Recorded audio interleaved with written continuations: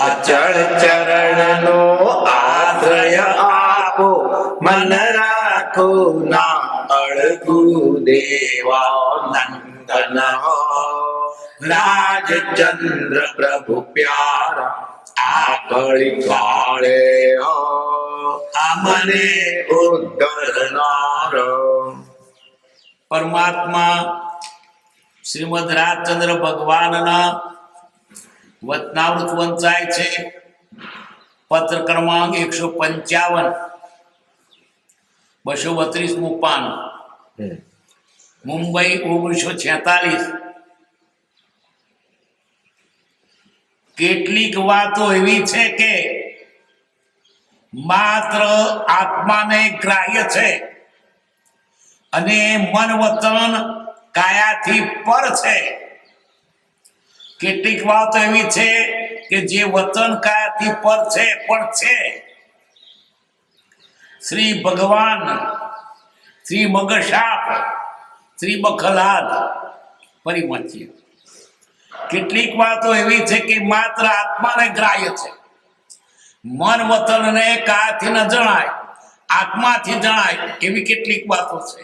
ત્યારે આત્મા અરૂપી પદાર્થ પોતે પોતાના સ્વરૂપને ઇન્દ્રિયોથી નહીં જાણે, વચનથી ન જાણે. કે વચન એ તો એક આધાર છે, સાધન, પણ જ્યાં સુધી તે દ્રષ્ટિ ન થાય ત્યાં સુધી ન જણાય. કે જે પદ શ્રી સર્વજ્ઞ દીઠું જ્ઞાનમાં કહી શક્યા નહીં, પણ તે શ્રી ભગવાન જો તે સ્વરૂપને અન્ય વાણી તે શું કહે, અનુભવ ગોચર માત્ર તે અનુભવ થાય ત્યારે ખબર પડે. કેટલીક વસ્તુઓ વચનમાં નથી આવતી, કેટલીય અને તે ભગવાને કહે નથી. ઘણું જ્ઞાન તો પાર વગરનું છે. આવ છે તેમાં કેટલુંક તો કહેવા જેવું જ નથી, અને કહેવા જેવું છે બધું વાણીમાં આવતું નથી. અને વાણીમાં જેટલું આવે એટલું આપણે સમજી શકતા નથી. એટલે આપણી પાસે તો કંઈક 1% આવે, તે જ જરા સમજીએ તો, નહીં તો તે ના આવે. કેટલીક વાતો એવી છે કે માત્ર આત્માને ગ્રાહ્ય છે, મન વચન કાયાથી પર છે. કાયાની ચેષ્ટાથી પણ કહી શકાય નહીં, વચનથી પણ ઉચ્ચારી શકાય નહીં, મનની કલ્પનામાં ના આવે. આત્માનું સ્વરૂપ શું છે? કલ્પનાથી પર છે. અજ્ઞાનીની કોઈ પણ કલ્પના સત જણાતી નથી, સતની નજીક સંભવતી નથી. કેટલીક વાતો એવી છે કે જે વચન કાયાથી પર છે પણ છે, વચનને કાયા માટે નથી એમ નહીં. ભલે આંખો દેખાય ઇન્દ્રિયો ન જાણે માટે નથી એવું નથી. જ્યારે દશા વધે ત્યારે ખબર પડે, પણ દેખાતો નથી થતો છે. બીજી 5 પણ એવું સ્પર્શેન્દ્રથી ખબર પડે છે. આંખે દેખાતો નથી, આંખે ન દેખાય છતાંય મનથી સમજાય. શું? દયા. આંખે દેખાય પણ મનથી સમજાય. આ ભાવવાચક નામો છે બધા, મનથી સમજાય છે. ક્રોધ એ તો આંખે દેખાય કરો પણ છતાંય સમજાય. એટલે કેટલીક વસ્તુઓ વચનમાં ના આવે પણ સમજાય, કેટલીક કાયાના ફેરફારમાં ના આવે પણ સમજાય.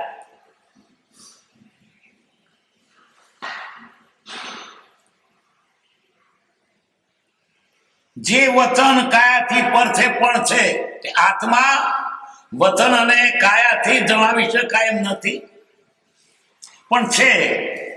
એ દશાએ આવે ત્યારે આત્મા આત્માથી જાણે. આત્મા ઇન્દ્રિયોથી ન જણાય, આત્મા વાણીથી ન જણાય, આત્મા કાયાથી ન જણાવાય. આત્મા આત્માને જાણે. ગમ્મત કરી કૃપાઓ દે પાછી એક શબ્દની. શ્રી ભગવાન, મગશાપ, બખલાદ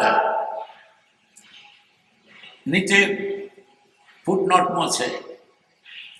12 અક્ષરનો એક એક ઉપરોક્ષર વાંચવાથી ભગવાન થશે. એટલે ભગવાન એની આગળનો મ, બપ મ, પછી ગ પછી ઘ, વ પછી શ, ન પછી પ, એટલે ભગવાન મગશાપ એમ શબ્દ થયો. પછી આગળ પાછલો હવે પ ફ બ ભ બ, અને ગની પેલો ખ, વન અને વની પેલો લ, અને નની પેલો ધ, ને બખલાબ. બધે ગમત કરે તો બેઠા બેઠા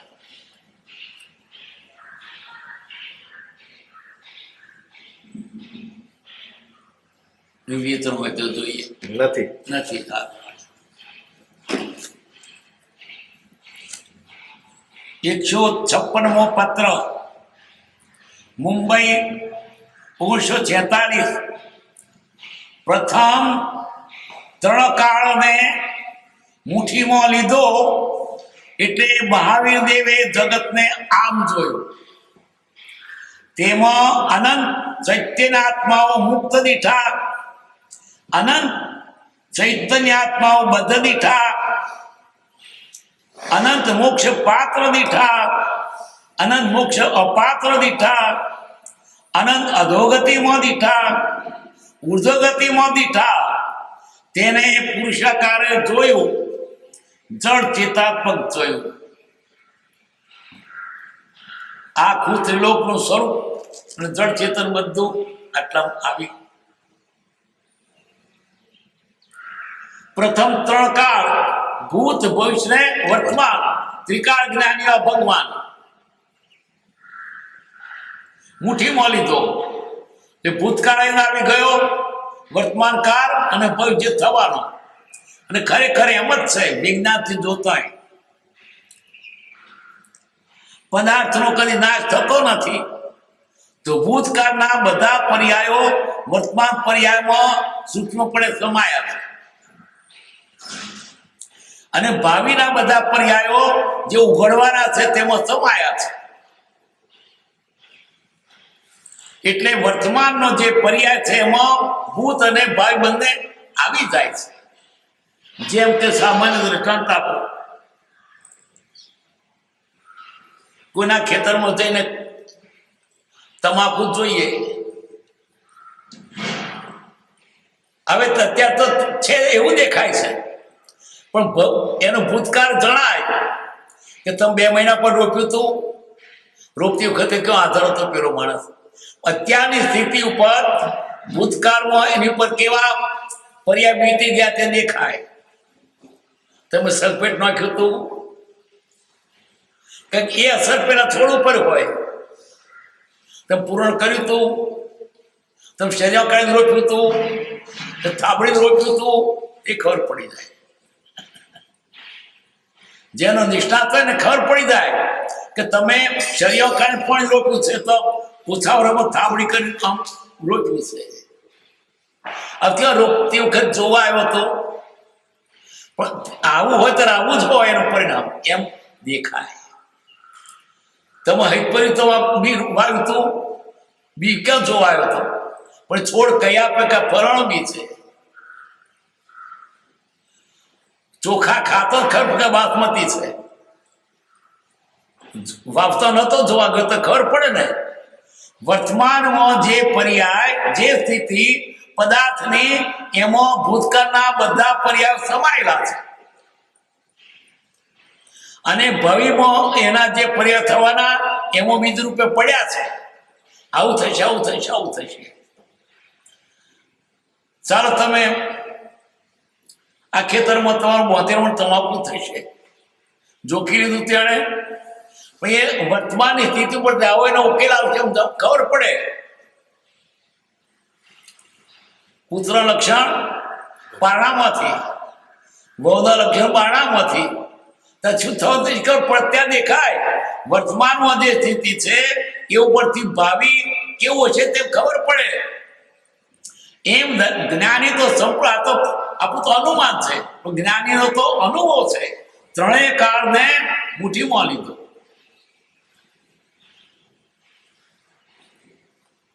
એટલે મહાવીર દેવે જગતને આમ જોયું. આ બધા કેવું જોયું? તેમાં અનંત ચૈતન્યાત્મા મુક્ત દીઠા, અનંત એટલે મુક્ત એટલે મોક્ષમાં ગયેલા. કોઈ એકલા આત્મા જ કઈ વળગ્યું જ નથી એવા છે.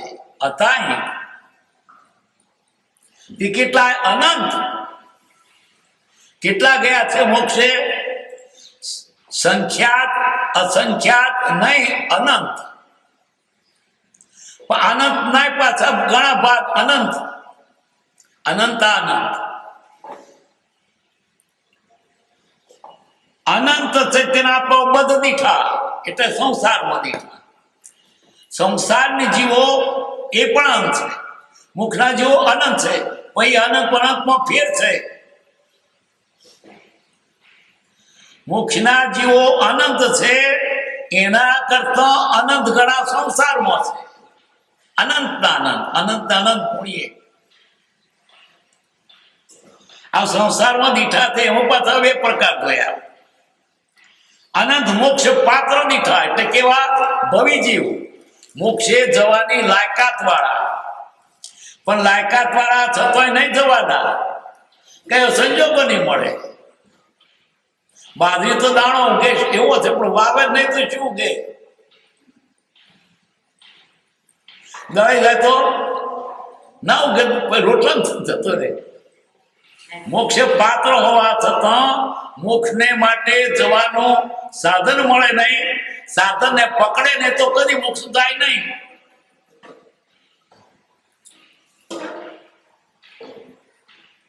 અનંત મોક્ષ પાત્ર દીઠા. કૃપાઓને તો ટૂંકામ કહી દીધું કે સર્વ જે છે સિદ્ધ સમ જે સમજે તે થાય. જે કોઈ પુરુષાર્થ કરશે તે બધા જશે. ભવ્ય અભયનો પણ એને ભેદ નહીં રાખ્યો. અભવી જીવો કેમ ન જાય એનું વર્ણન જુદું છે. એને ગમે તેટલો ઉપદેશ આપે અસર થાય જ નહીં. પેલા કોરડું મગ જેવા મઠ હોય ને એને પલારીએ તો પેલા કોરડું તો પલરે જ નહીં.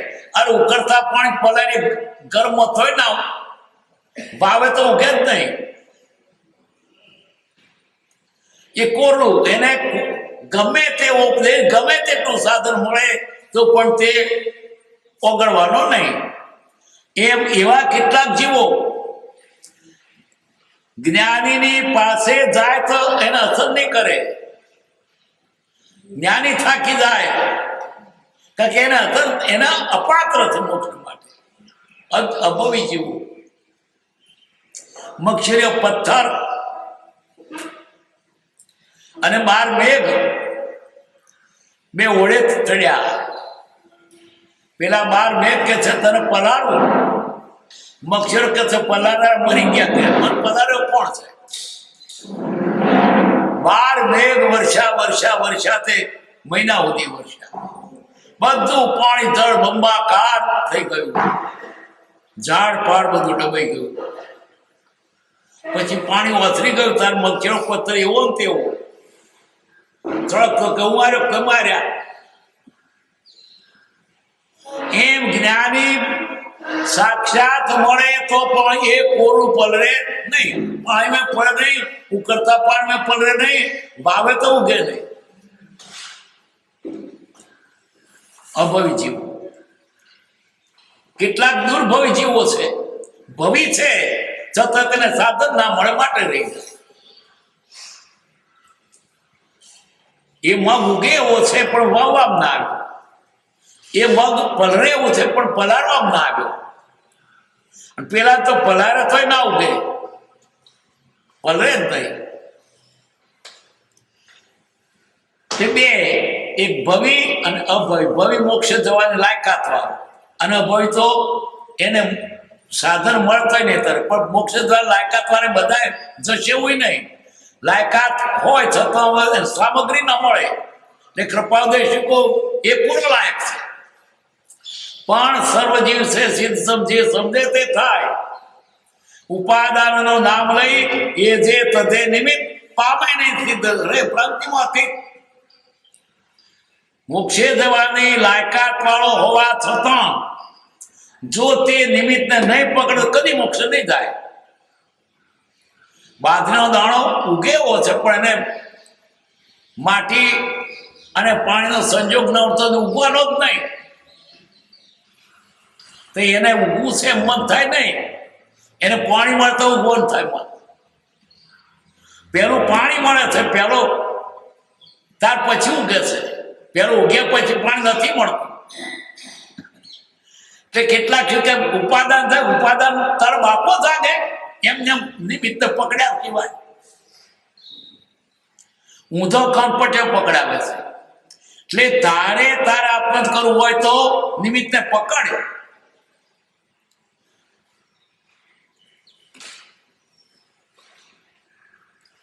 અનંત મોક્ષ અપાત્ર દીઠા એટલે કેવા અભવી. અનંત અધોગતિમાં દીઠા, અધોગતિ નર્ક.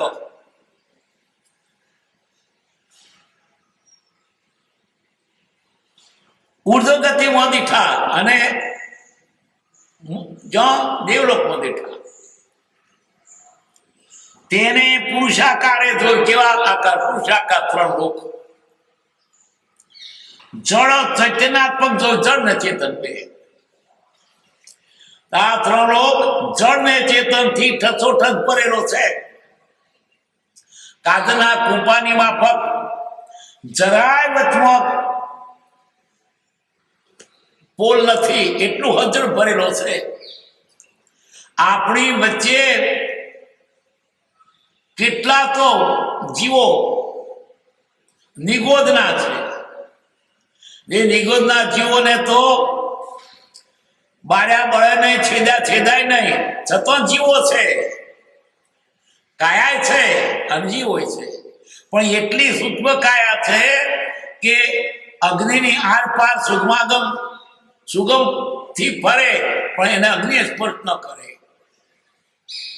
આપણે હરીએ ફરીએ ને તો એ જીવો ત્યોના આપણે ચાલ્યા કરીએ. એને વ્યાઘાત આપણાથી ના થાય. એની કુદરતી તે મરવા થાય તાર મરે. દેહ છોડવાનો હોય તારે. જળ ચૈતન્યાત્મક જોયું 156 જોઈએ છે. મય 156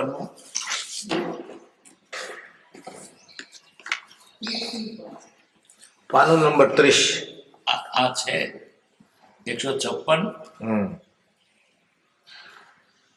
કેવળ જ્ઞાન થાય ત્યારે કશું બાકી રહે નહીં.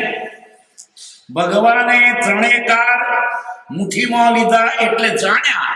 ત્રિકાળ જાણ્યા.